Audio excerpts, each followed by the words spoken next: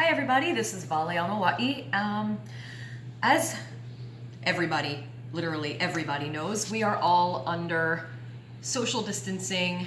I've heard it referred to as #quarantine life. And one of the things I've been doing to keep myself busy, since I'm not able to work or go really anywhere, I've been painting a lot. And I wanted to show you all the artwork I've created since we've been under quarantine life. I'm gonna start with the canvas pieces and then I'll go on to the watercolor pad.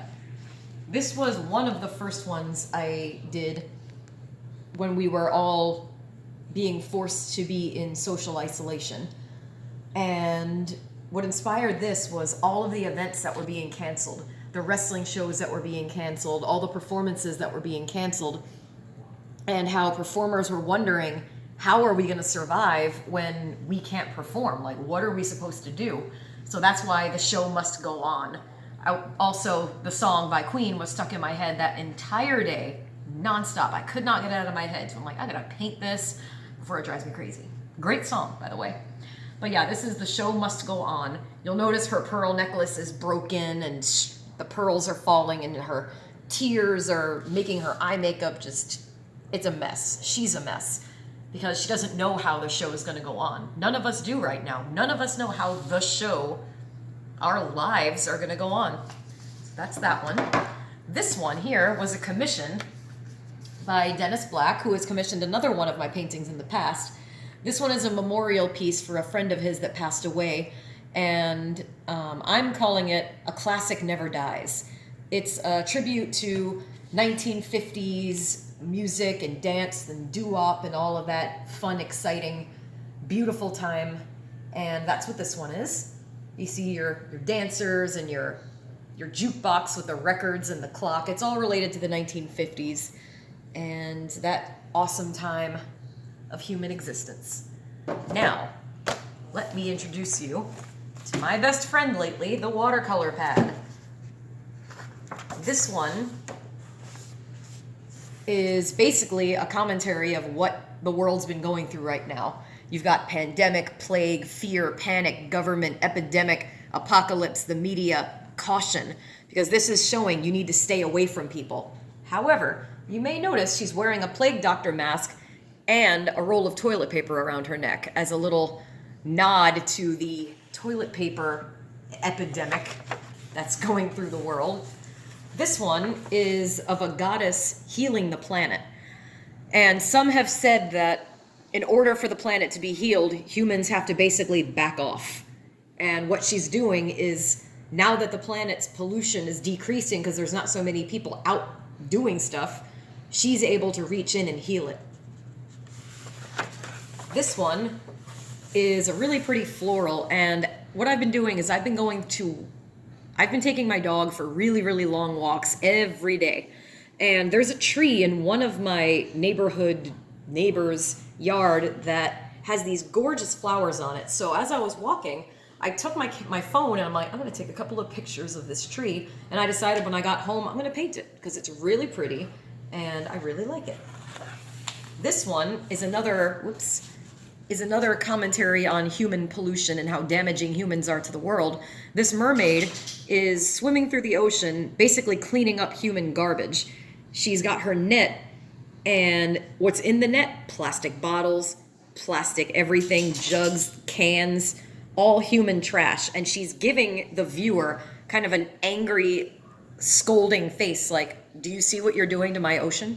Do you see what I have to clean up after your mess? So that's what that mermaid is feeling as she's cleaning up the ocean.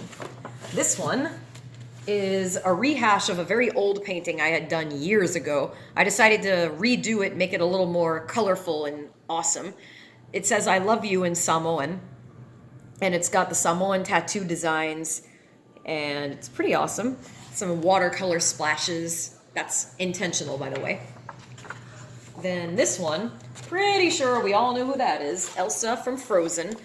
I've been watching Frozen 2 a lot since it first dropped on Disney+. Thank you, Disney+, by the way, for giving us lots of new stuff to watch while we're all in quarantine.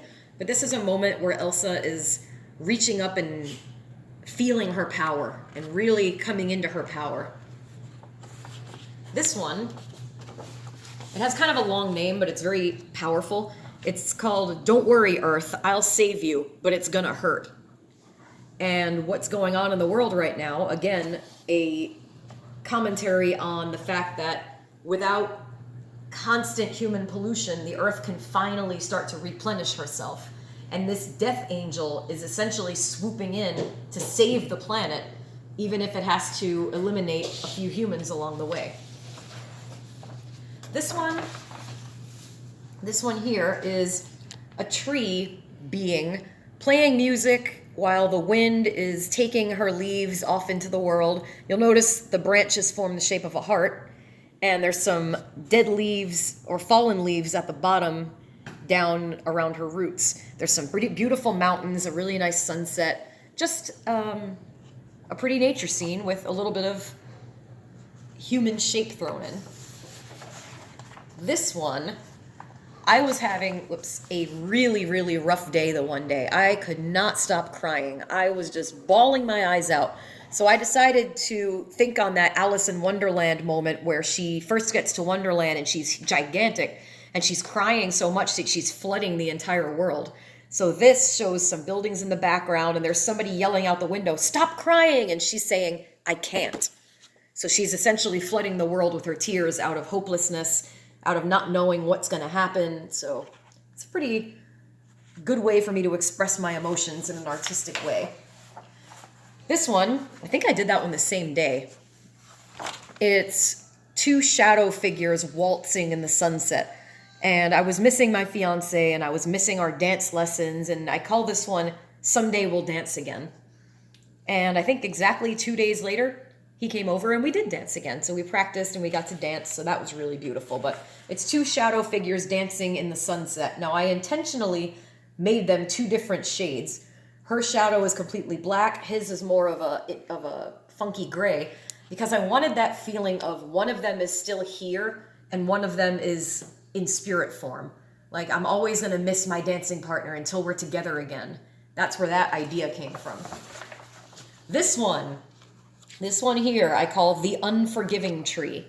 For any of you who have read the book The Giving Tree by Shel Silverstein, let me just say that book messed me up when I first read it. I was so angry because I identified with the tree who gives, and the boy constantly wants more, and his greed is insatiable, and he essentially leaves the tree as nothing but an old stump because he takes everything from her and it's never enough. So it's an environmentalist's rallying point. So here's what's left of the giving tree, just a stump and a bleeding apple. And her daughter, you'll notice, grew out of the roots of the dead tree.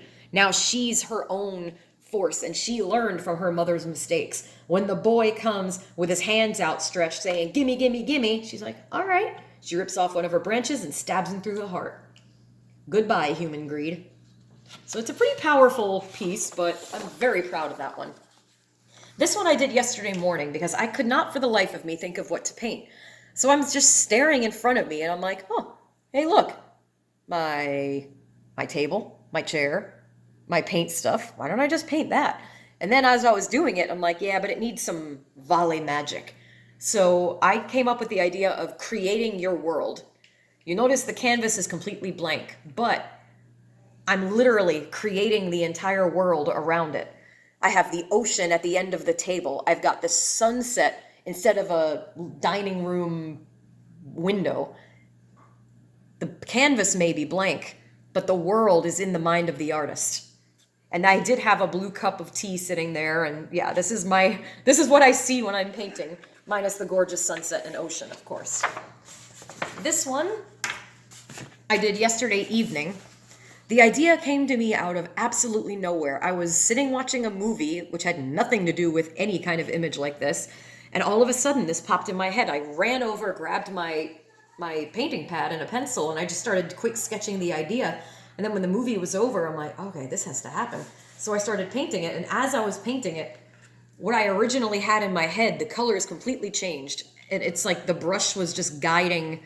Inspiration made these colors happen, and I'm like, okay, that's way cooler than what I had in my head. So Thank you, inspiration, for taking the brush and making this awesome piece happen. I call it the flowering. You'll notice the flowers are growing out of her heart. And the concept is she's very cold looking, she's very forbidding looking, but even the coldest heart will flower once it's loved properly. This one was another commission that I just finished less than a half hour ago. My mom commissioned me to do this one because she's very much a turtle fanatic. So I sat down and I started painting, and this is the result. It says, "You will forever be my always." So you'll notice the ocean, the sand in the shape of hearts, and the turtles kind of crossing the little boards to get to the ocean. So that has been my quarantine art collection since we've been in social distancing mode since the coronavirus outbreak began. So thank you for watching. I have an art show scheduled in Mineola at the wrestling school at the Wild Samoan Pro Wrestling Training Center in April 25th. I am hoping by then all of this will be behind us and we'll be able to have gatherings again. But I'll keep you all distanced. Did I really just say that? But I'll keep you all informed and up to date. See, distance. It's like, get out of my head. But I'll keep you all up to date on what happens with the art show, and hopefully I'll be able to make it happen.